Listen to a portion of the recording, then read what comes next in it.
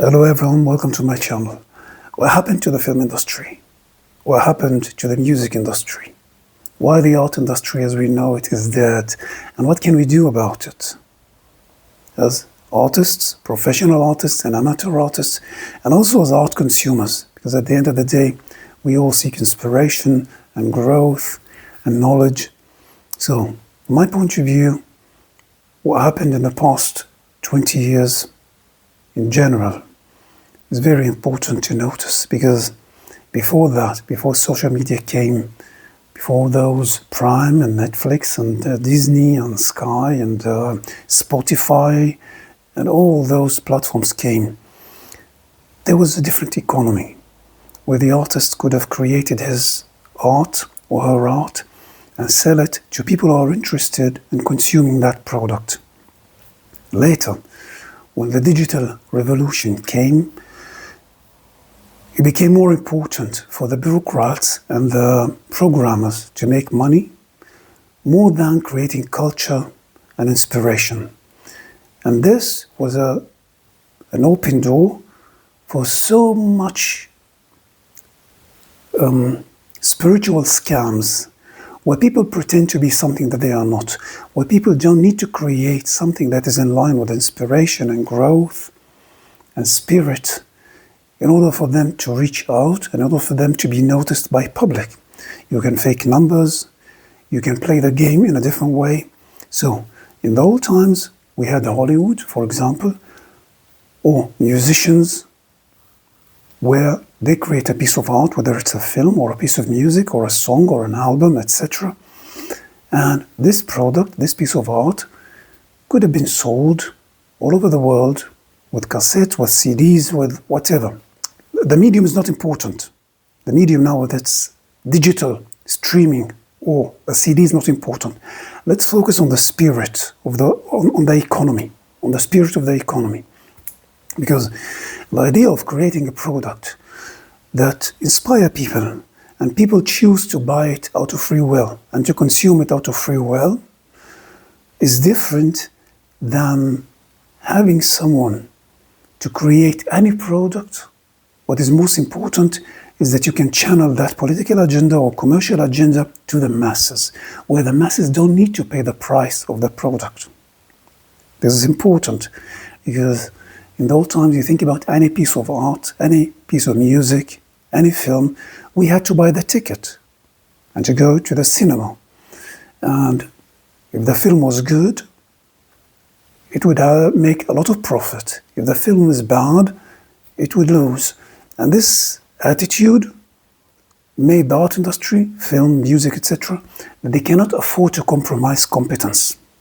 Because at the end of the day, it's about private investors, it's about business, it's about economy, versus today, where the artists, musicians, are not necessarily creative artists who create their product out of vision, out of spirit, out of ability to see reality and to judge relationships and interactions and to write out of that vision. Not necessarily. There is other people who are involved in the creative process. They can be bureaucrats and politicians or commercial agendas who all they think about is channeling their commercial agendas or political agendas into those mediums, into those art, into this art.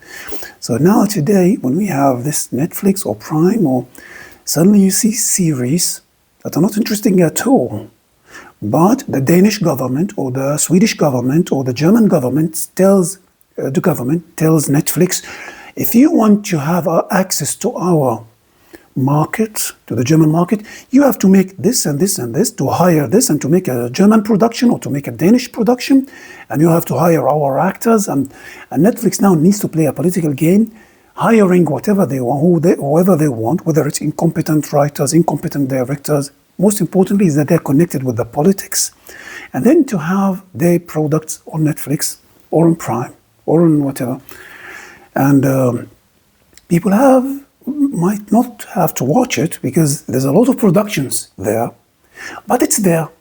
And they can say, we have culture. We have the Ministry of Culture. We created films. We create theater. The theaters are also subsidized The music industry is also subsidized with venues and with labels who are connected to politics. So what is happening now to the art industry, to the film industry, to the music industry is a whole different reality than what was there 20 years ago and 30 years ago, before all those parasitic entities jumped on this wealth, consumed it, and now we are wondering what's next. We need to see the difference between an artist who's an icon. We know those miracles, those gods who created music. We know their names, their first name, their last name. We know what happened. We watched all those films, all those classics. And today we are wondering what is happening. What are those? Okay, there are good productions that are supposed to be there. Otherwise, nobody would buy the subscription. But there's a lot of junk. There's a lot of junk that is obviously pure politics. It is obviously pure politics. I remember 20 years ago when I had to put my play on stage, I had to go. Now, this is also like the negative aspect of things. The negative aspect of things. Now, the positive aspect of things, what I see as a positive from this social media new reality is that 20 years ago, when I had to put my play on stage, I had to call the theater, I had to talk to people, I had to book for rehearsals, and I had to deal with very difficult people, very abusive people, gatekeepers who have a lot of power. They are sitting on their chairs, they are getting paid anyway by the Ministry of Culture or like donors, but their salaries are guaranteed. Not my salary, their salaries, and they have the authority and the power to decide for me what to do and even what I should write. This is bad experiences that we had as artists in this time. And they, of course, they have so much authority and power. Not only that, I needed to deal with those assholes, but also in order for me to make marketing, in order for me to reach out to audience, I needed to go to spread flyers and to do a lot of marketing work in order for me to make money out of the play.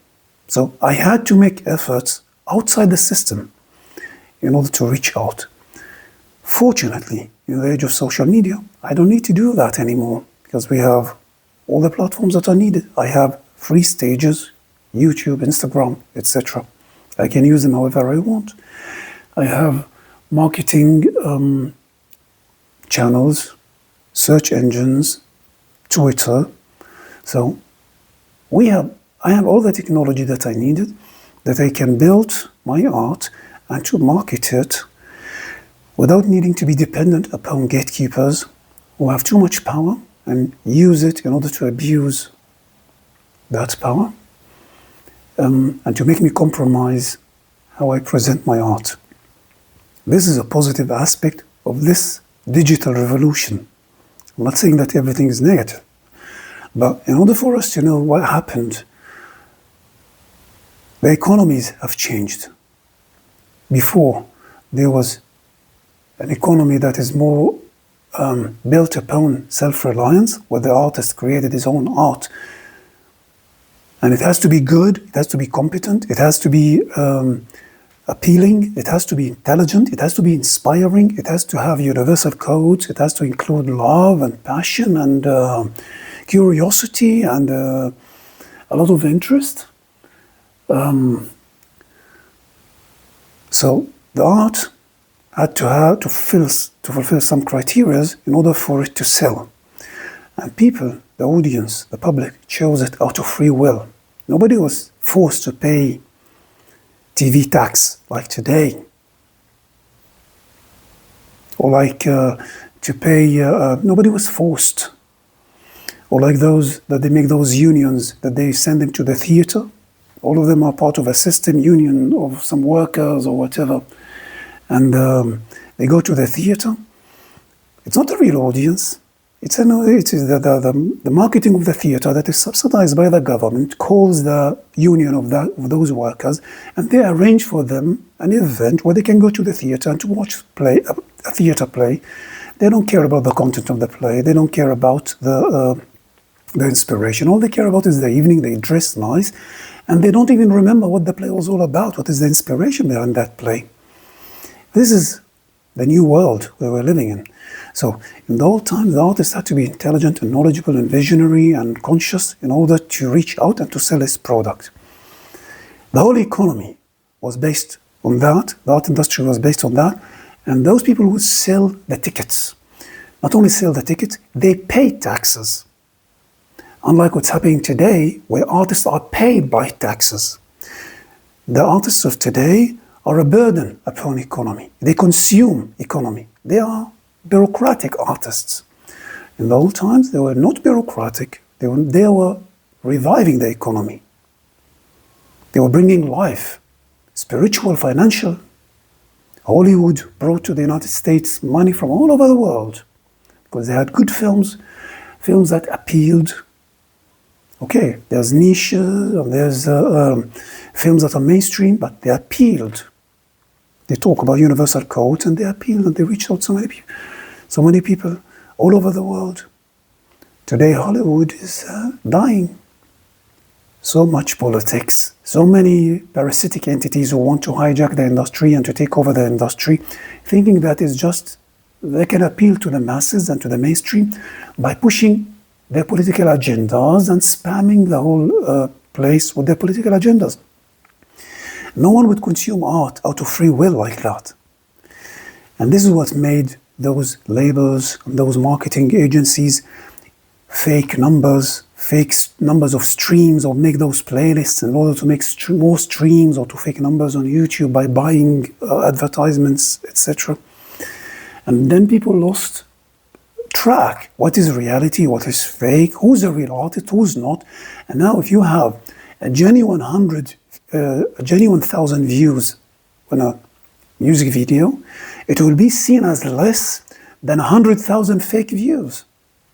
So people also lost proportions of what is right and wrong.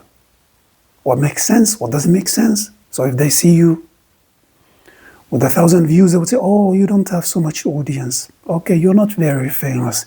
And they see someone who's fake, has a fake 100,000 views,